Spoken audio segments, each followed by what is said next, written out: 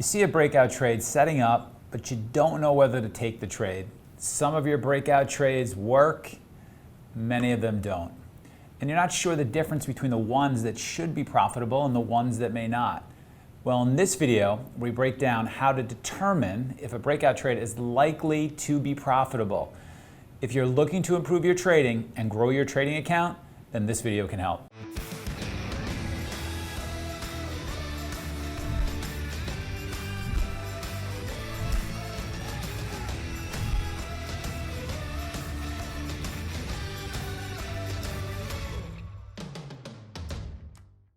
Hi, I'm Mike Bellafiore, Managing Partner of S&B Capital, and we're a proprietary trading firm located in Midtown Manhattan. And I'm also the author of the trading classic, One Good Trade, and the Playbook. Go ahead and click our subscribe button so you don't miss any of the videos that we're producing for you in the trading community. Well, in this video, you're going to learn how to determine whether a breakout trade is likely to be profitable. You're also going to learn and see an example of outstanding, active trading. You're going to learn how to use VWAP to determine a stock's strength. You're going to learn how to spot a significant technical breakout on your daily charts, what elite traders focus on when trading a breakout trade. And as always, the biggest reward from videos that we're producing for you in the trading community is how to think through a trade like a pro. For those who want to see winning trades to add to your trading business, check out this video. If you want to learn 3 real-world setups that our traders use, including the simple setup that we teach all of our new traders, and the setup that turned one of our traders into a 7-figure big money earner, check out the free webinar that we're currently running. Just go ahead and click the link that should be appearing right now at the top right-hand corner of your screen. That's going to open up the free registration page in a new window. Don't worry, you're not going to lose this video. You can also visit tradingworkshop.com to register for this free, intensive, awesome workshop. You're going to learn more in a couple of hours from this trading workshop than from years of online education. Okay, so this is a trade I took on Disney, and this is a formation trade. It's an ascending triangle breakout, so let's just dive right into it. So just some basic intraday fundamentals to know about Disney. ATR is 1.8, RVOL 1.8 as well, short float 1.2%, which really doesn't matter here, obviously. Average daily volume for the past 10 days is 7 million shares.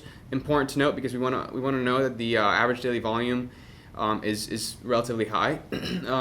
Stock was gapping 1.5% of the open, which means likely on people's stock scanners, and people will likely be watching the stock. Change close percent is 2.0 at the time of the trade, and the stock had done 74% of its average daily volume by the time of entry. The reason why that matters is because that kind of shows that the stock is moving. It's well, maybe not necessarily moving, but it's showing that there's a lot of volume here. It's being traded, So I'll just dive right into the SPY initially. Basically, SPY at this time had a multi-day consolidation and trading in a pretty defined range here. So nothing too important to note. Just kind of shows here that SPY is supporting any idea we really want. Obviously, being that it's consolidating, we don't really need to have like a bias of like, SPY running up, so I want to make sure I'm not getting short or anything against it, and vice versa as well. SPY wasn't running to the upside, so I wasn't really too worried either. So some higher time frame technical analysis on Disney. Basically, this is the weekly chart. You guys can see here, it's been consolidating for a long time. And we had this massive breakout on earnings. And you guys can see that the volume on the earnings breakout was just as big as the volume of the entry of this whole formation. Reason why it's important to note is because that kind of, solidifies that we had a formation in the first place, right? We have breakout volume. This is a real breakout, not just a move off a price level that didn't matter. So anyways, when you get a big move out of such a long-term consolidation, you're never expecting the stock to just run up and just infinitely go up, right? Generally what happens is when you have like a yearly consolidation, it'll consolidate for a bit first above the consolidation, and then it'll run higher. So 2 points about that, 2 points about breakout trades. So one trader that I coach really loves breakout trades, and he was hit and miss with his breakout trades, choppy, up and down. He really liked the setup, had some pretty big wins, and then some losses, and wanted to improve just on that strategy. And he did two things to really improve his success rate for breakout trades overall. And the first one was making sure that these trades are confirmed by volume. When he stopped taking trades that were not being confirmed by volume, he started doing much better. All right? And then the other thing is RVOL. So volume's different than RVOL, but putting those two things together, just in of itself, just those two variables, paying much more attention to that, not taking breakout trades if RVOL isn't elevated, not playing breakout trades if volume doesn't actually come in and confirm, or getting in and if volume isn't confirming, just getting out. Okay, so do not underestimate how important volume and RVOL is when you're trading breakout trades.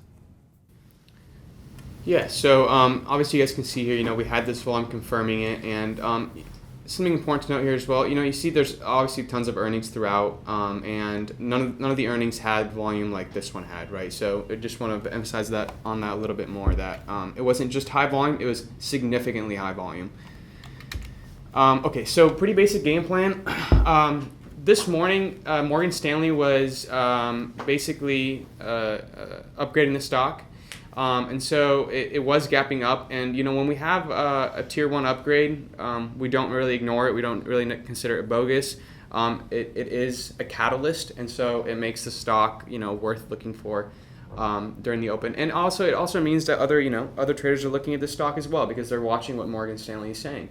And their price target, as you guys can see here on my chart, is 160, and we had topped out at 138. So we're trading below their price target. So I have no reason really to be looking for shorts here, right? I was looking for an idea of how we can get long this stock. Some things that I noted in my morning game plan was that I want to see RVOL elevated before taking a setup here. FA catalyst may not be strong enough to keep RVOL high. It was. And I said I need to see RVOL above 1.25, and it was 1.8, as you guys saw on my intraday fundamentals slide. So it was more than high enough. Great. So I'm just going to offer you something else to think about. So the way that we think about upgrades from tier 1 banks is, what effect is that actually going to have on order flow? So if Morgan Stanley, what are they going to really do with this note? They're going to send it off to their sales traders. The sales traders are going to get on the phone. They're going to call institutions. They're going to call high net worth clients, and they're going to try and get them to buy this particular name based on this research call. And so how many people are going to buy, and how much extra buy volume, buy supply is going to come into the marketplace because of that? It used to be way bigger when somebody like Morgan Stanley would upgrade a particular stock. But there are patterns that are different today than they used to be in the past, 100%. If I was sitting at my seat and it was 1998, to date myself, one upgrade from a tier 1 bank would be significant. Today, that game is very different. And so a lot of times it's going to take not just one upgrade from a tier 1 bank, but two. A lot of times it's not going to just take an upgrade, it's going to take an upgrade from the hammer in the name, the person who's best covering the stock, who has a really great reputation. It's going to take perhaps really compelling logic in the research report that people can easily absorb, or a distinction that's being pointed out that makes the company really different, that this analyst has found that will get people particularly interested. So I wouldn't take, if I saw just in itself Morgan Stanley upgrading a stock, that would not move to the top of my list, just in of itself. I would need much more than that. I would want to see a technical breakout. I'd want to see maybe some of the other examples that I talked about. I'd want to see maybe multiple people upgrading, and maybe there's earnings in it along with this upgrade. But when I'm looking through a briefing on the open, before the open, one tier 1 upgrade is normally not getting my attention overall. That's good to know. And I will say, obviously, this stock has been in play on a higher time frame. And what I mean by that is just that it's moving a lot on an everyday basis ever since its earnings day. So I just felt like it needed even a small push from a fundamental point of view for it to move a lot. So let's talk about my entry and why I decided to get in where I did. So basically, off the open, I wasn't like, in my head, I really wasn't looking for a morning drive here. And the reason for that is because, when you have a stock, it's already gapped up and it's already been running up for a few days. I'm not necessarily looking to just chase it up. I was almost expecting a consolidation, and whether it was lucky that the consolidation did happen, I think what matters here is I stayed patient. I waited for a good price to get in on. So you guys can see here, it was doing a lot of the shenanigans where it'll trade around VWAP, but it won't respect it as a level. And that's okay because obviously VWAP is just obviously a measure and not necessarily a perfect price level every single time. But I ended up using it as a point to risk off my trade once I saw the setup start happening, which is wicks to the downside against VWAP and this EMA. And this is where I started seeing some volume come in, and this is also where I started seeing some things in the tape that made me want to get long. Right, so the bid was holding here. There was heavy, heavy bids on the order book, and as you guys can see here in the volume spike, that there was prints here. There was large prints getting filled, and we weren't trading below those prints. To me, that's a bullish sign, right? It generally means that this is likely, those were likely buy orders down there, right? Okay. So, Bring up a really interesting point about VWAP, and I want to sort of go through this. So certain stocks, we really expect when they pull into VWAP to just hold above or at VWAP and spend no time leaking below there. And if they do, to us that can be a change of character for the particular name.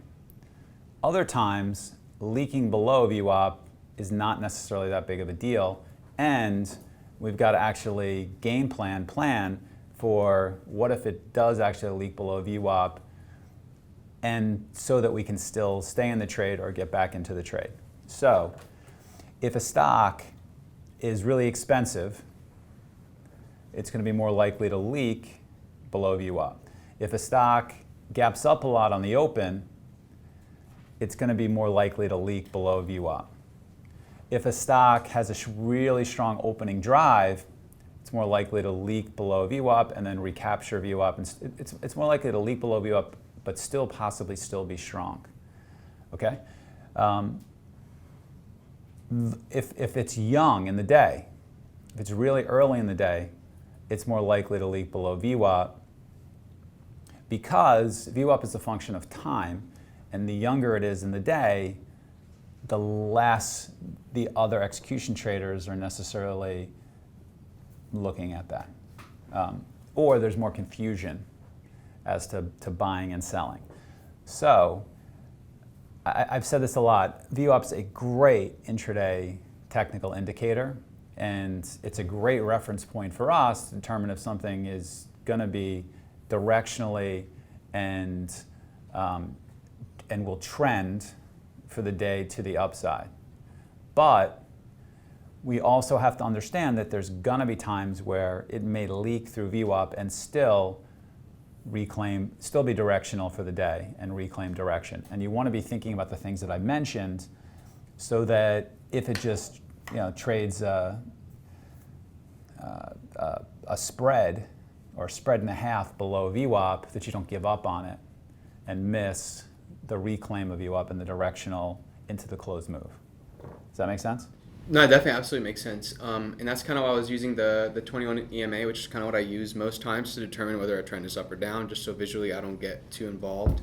And you guys can see here, it's that light blue line, which I'm not even sure if you can see right here, is getting held, right? And so my thought process was I wasn't going to take this off my scanners or my watch list until it got below the important EMAs.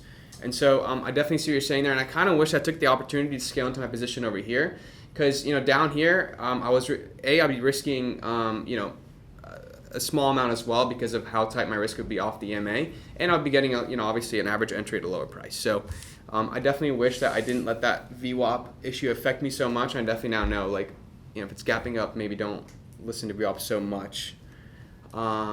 And there wasn't selling on the tape. That's another thing, and maybe that should have made me want to get in below VWAP, almost as like a really good value price. Okay, so a few things to note here. So we had this consolidation, right? I get long around VWAP over here. I add over here once we put in the high or low. Again, this is all because of the tape. You guys can see here, all these all these big volume bars you're seeing here, these are all things that I was seeing on the prints. And this is what I was talking about a little bit earlier. I was seeing big prints and I was seeing the price immediately trade back above those prints. And so once I saw this volume happening before the price had moved higher than whoever the seller was, then I immediately just started buying as much as I could with as small risk as possible. At that point, once we started moving above this price level, we touched. So I need to stop you right here. Yes, go ahead. What you just pointed out, that is exceptional intraday trading. That is an example of what I see as the very best intraday trading. The type of trading where you can get really big, the type of trading where you don't draw down that much. I had a conversation with somebody that I coach who's been trading beyond the last couple of days. He literally has made about $200,000 and has drawn down almost nothing because, which is just remarkable for anyone watching that stock, because he's doing what you just did. Super important. He has an idea. Disney should go higher.